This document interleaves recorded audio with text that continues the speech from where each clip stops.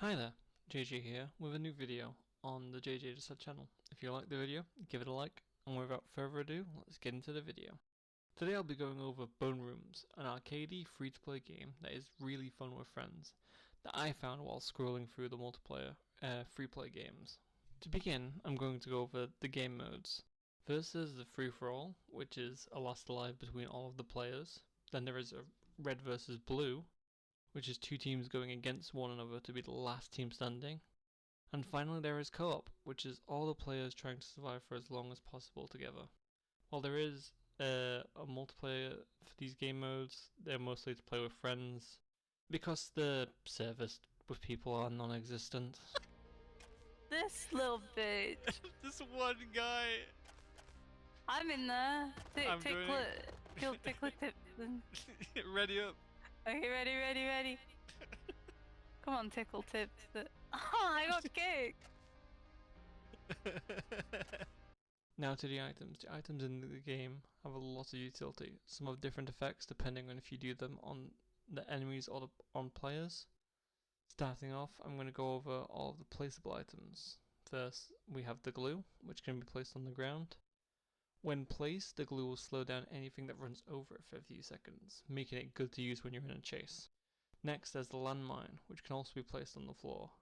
When you step on it, you have a few seconds before it will blow up, meaning you can either combo it with another item, or just place it underneath your target's foot while they're moving. There's also the bike horn, which when stepped on, makes noises to attract nearby enemies.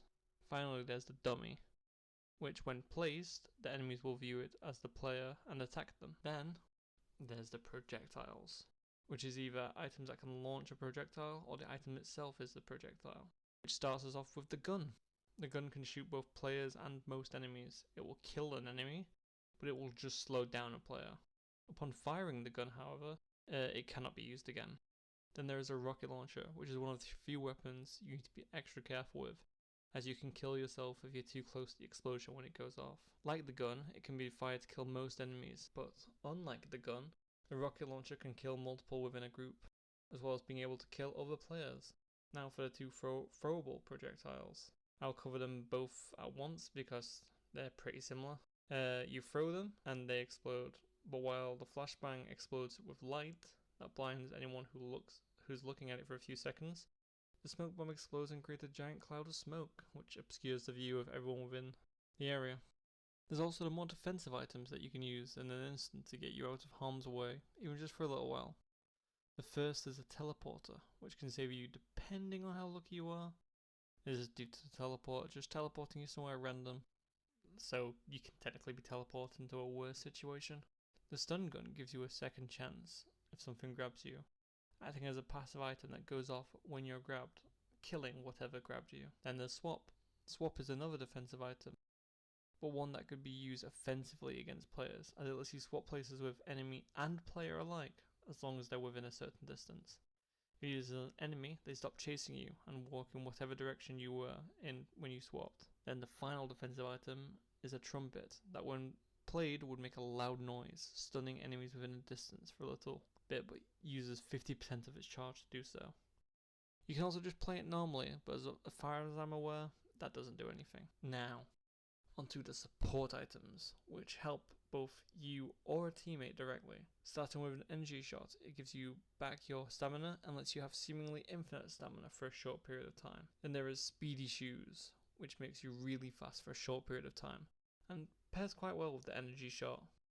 Then lastly, there's the defibrillator. That is able to not only revive people who have died by shocking their corpse, but can actually stun players if you use it on them while they're alive, and kill enemies if you use it on them, or if you can hit it with them quick enough. Now onto the last of all the items, I'm onto the camouflaging items, which is two separate items that can camouflage the player in different ways. First is a mask, which if you wear it before encountering an enemy, they think you're a skeleton and ignore you, while if you wear it after they've seen you, they know it's you, even if you go around a corner. The second item is a pair of bones that you can hit together to sound like skeletons walking, which you can do to make other players think you're a skeleton nearby, which makes them avoid you more. Around the map, there are two potential machines you can find. First, there's vending machines around the map that can give you items if you give it points. Each vending machine lets you only buy 4 items from it. But you can get a free item if you shake it, or even some free points if you loot the coin slot. Which may sound great, but if you shake the vending machine too much, it will then fall onto the person shaking it and anyone next to them. There's also a gambling machine, which lets you spin for 10 points. There's a chance you'll get nothing from it. There's a chance you'll get points back. There's a chance you'll get a bomb, which will blow up anyone nearby, including you. And there's a chance of a skeleton spawning in front of it. But the last thing you could potentially get from the gambling machine is a random item. Now onto the enemies first. I'm going to talk about the skeletons. They are a normal enemy that will walk around the map unless they see a player, in which they will run at the player and try to grab them to kill them. You can hear them wandering around the map. Then next, there's the mimics, which resemble players in the lobby with the same name tags and faces. They can also play voice lines from the players to further trick people. Next, there's the Boombas, who roll around the map a lot quieter than the skeletons and accelerate towards you when you're in sight, blowing up if they eventually reach you. Then there is ghosts, which are glitched out players that wander the map. They're a bit difficult to see, but you can hear a staticky sound when they're nearby. You can barely see them unless you're actively searching for them.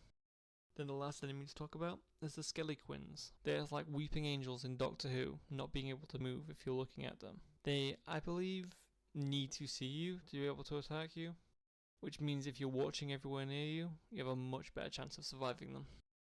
The final thing I will talk about before the conclusion is the events. There's claustrophobia, which spawns more dead ends within the maze, making it more difficult to traverse. Then there's lights out, which, as you probably could have guessed, turns off the lights and gives the player a torch to be able to see. Then there is enhanced moisture, which fills up the map with a fog, making it harder to see around you. Finally, there's lunch break, which has no enemies spawning and is basically a safe round for you to explore or fight other players while grabbing points. In conclusion, this game is honestly a gem. At least in my opinion. BoneRooms is really fun to play with friends. If you get a full lobby worth of friends, it's a really chaotic experience. It can get a bit repetitive over time, but a free game with this much chaotic fun is just worth playing.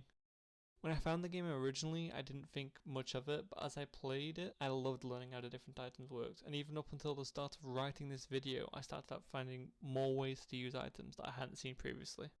If you want a free, fun arcade game to play with your friends, BoneRooms is definitely something you should play. And that is the end. If you like what you see, remember to like and subscribe, and I'll see you in the next video.